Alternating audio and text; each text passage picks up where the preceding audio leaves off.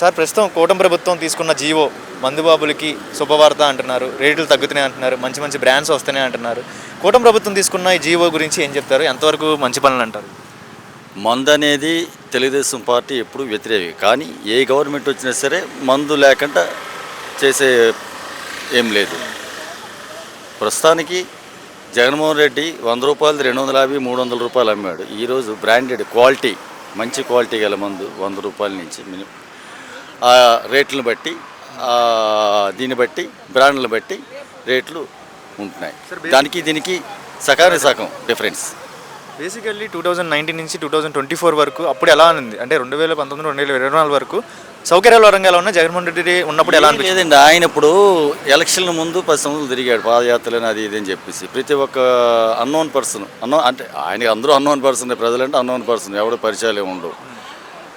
ప్రతి ఒక్కడికి ముద్దులాడేసి ఇచ్చేసేసి రకరకాలుగా చేశాడు. సీఎం అయిన తర్వాత ఒక కార్యకర్త కూడా కలలేదు ఆయన. ఈవెన్ ఎమ్మెల్యేస్ కూడా అసెంబ్లీ సమావేశాలు ఎప్పుడు ఏదో తూతుమంత్రంగా మాట్లాడమే తప్పించి ఎటువంటి మర్యాదపూర్వంగా కూర్చోబెట్టి మాట్లాడే పరిస్థితి లేదు. కాన్స్టిట్యున్సీలో సమస్యలు చెప్పినా సరే వినే పరిస్థితిలో ఉండేవాడు కాదు ఆయన.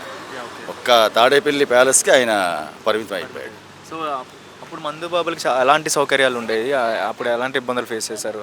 సౌకర్యాలు అంటే మందుబాబులకి ఇప్పుడు కూలోడు లేబర్కి వెళ్ళే వ్యక్తి ఒక 700 800 తెచ్చుకుంటాడు. ఆయన పగలంతా కష్టపడి సాయంత్రం ఇంటికి వెళ్ళేసరికి ఆ మందు తాగకపోతే ఆయన పడుకోలేడు. 800 వస్తే 300 తాగితే 500తో 2 పిల్లలు భార్యకి ఏం పోషిస్తాడు? అదే ఈరోజు 100 రూపాయల మందు తాగితే బ్రాండెడ్ మందు తాగి 700 రూపాయలు ఇంటికి ఇచ్చి 100 రూపాయలు చికెను 100 రూపాయల చేపలు 500 రూపాయలతో హ్యాపీగా తినేసి పడుకుంటాడు. ఈ కూటమి ప్రభుత్వం తీసుకున్న జీవో అనేది మంచిదే అంటారా, పండగ అంటారా ఆంధ్ర ప్రజలకి? ఆంధ్ర ప్రజలే కాదు, మందుబాబుల పండగ. ఆంధ్ర ప్రజలు అందరూ తాగారు కదా, ఓన్లీ మందు తాగే వాళ్ళకి పండగే.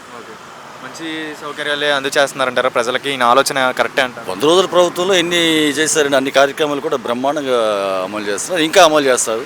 ఈ 5 ఏళ్ళలో కూడా ఇంకా స్వర్ణాంధ్రప్రదేశ్ చేస్తారు. ఎన్టీ రామారావు గారి కళలు బాబు గారు నెరవేరుస్తారు. దానికి అనుగుణంగా లోకేష్ బాబు కూడా ప్రతి ఒక్కరికి ఇంట్లో గ్రీవెన్స్ పెట్టి 6 to 8 కలుస్తున్నారు. కాకపోతే ఏంటంటే వచ్చిన ప్రతి ఒక్కరికి కలవాలి. ఎవరో 2 అప్లికేషన్లు 3 అప్లికేషన్లు తెస్తే వాళ్ళకి కలవడం లేదని చెప్పేసి చాలామంది చెప్తున్నారు. ఐ సర్వే చేస్తే బాగుంటుంది. వచ్చినప్పుడు ఇప్పుడు ఎక్కడి నుంచి శ్రీకాకుళం నుంచి వచ్చాడు, శ్రీకాకుళం నుంచి 550 కిలోమీటర్ విజయవాడకి. ఆడెక్కడికి వాళ్ళ ఇంటికి వెళ్ళడానికి ఒక 200 300 ఆటో, అంటే దాదాపు ఒక 3000 రూపాయలు ఖర్చు పెట్టుకుని రావాలి. ఆయన ఇంటికి కలిసినా కలగకపోయినా వెళ్ళి రావాలండి శ్రీకాకుళం నుంచి. పాట్లు చాలా వెయిటింగ్లు చేయాలి. అటువంటిది లేకుండా 6 to 8 అన్నాడు, 7 to 9 మరి 6 అంటే కాదు, ఆయన కూడా ఎక్సర్సైజ్ జిమ్ ఉంటాయి కాబట్టి 7 to 9 చేసుకొని వచ్చిన ప్రతి ఒక్కరు కూడా జస్ట్ లైన్ 2 minutes 1 minute అంతే. ఇప్పుడు అన్ని పనులు ఏ వ్యక్తి కూడా చేసినప్పుడు దేవుడు కూడా చేయలేరు, సాధ్యం కాదు.